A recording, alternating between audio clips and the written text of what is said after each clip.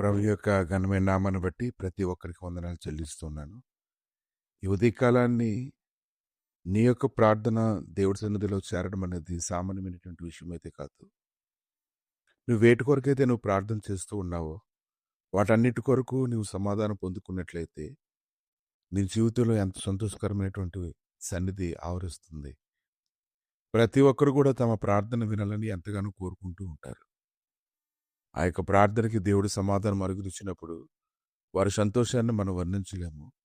ప్రతి ప్రార్థన ఈరోజు నీ జీవితంలో సఫలం చేయడాన్ని నువ్వు చూడాలని నువ్వు కోరుకుంటూ ఉన్నావు గనుక, ఈరోజైతే ఒక శ్రేష్టమైనటువంటి విషయం ఏంటంటే, నువ్వు చేస్తున్నటువంటి ప్రతి ప్రార్థన దేవుడి సన్నిధిలో చేరుతుందనేటువంటి విషయాన్ని గురించి నువ్వెంతగానో ఆనందించాలి.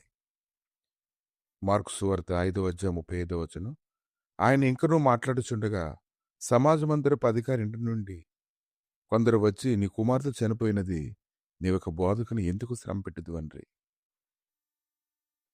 ఈ యొక్క అధికారి అయితే ప్రభు దగ్గరికి వచ్చి ఆయనతో మాట్లాడుతూ ఉన్నాడు.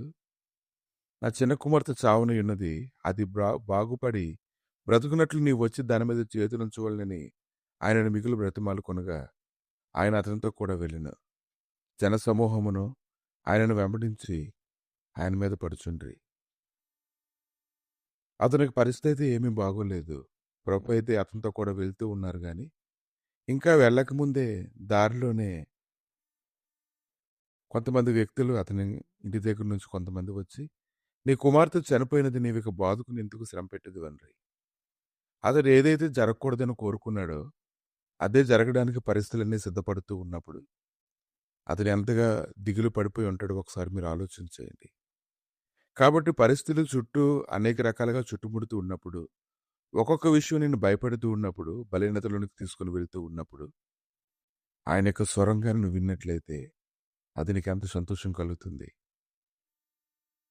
మార్కు సువార్త 5:36 యేసు వారు చెప్పిన మాట లక్ష్యపెట్టక, భయపడకము, నమ్మిక మాత్రం ఉంచుమని సమాజ మందిరపు అధికారితో చెప్పి, పేతురు, యాకోబు సహోదరుడగు యోహానును వారిని తప్ప మరి ఎవరిని తన వెంబడి రానీయక సమాజ మందిరపు అధికారి ఇంటికి వచ్చి, వారు గొల్లుగా నుండి చాలా ఏడ్చుచూ ప్రలాపించుండుట చూచి లోపలికి పోయి, మీరెలా గొల్లు చేసి ఏడుచున్నారు?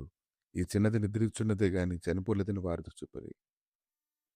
అందుకు వారిని అపహసించిరి.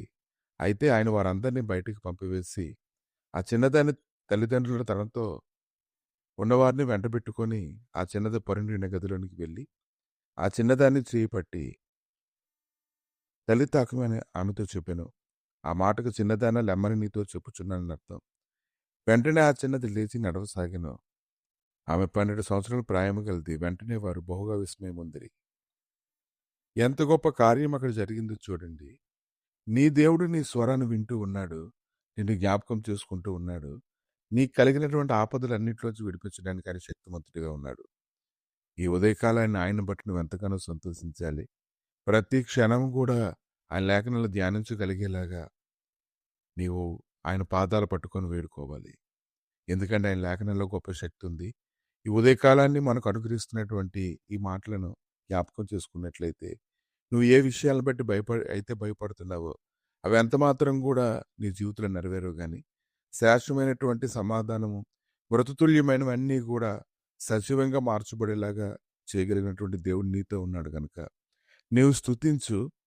నీవు దేవుని యొక్క గొప్ప కార్యాలను చూస్తావు.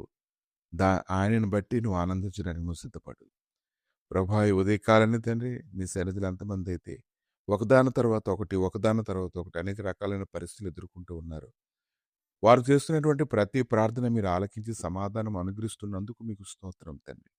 నీ సమాధానకరమైన సన్నిధి వారికి తోడుగా ఉంచి, ప్రతిదినము తండ్రి గొప్ప కార్యాలు చూడగలుగుటకు సహాయం దయచేసి, వారి అంచనాలకి మించినట్లుగా నీ గొప్ప కృప వారి మీద కుమ్మరించబడినట్లుగా సహాయం చేయమని యేసుక్రీస్తు నామములు అడిగి వేడుకుంటున్నాము తండ్రి. ఆమేన్.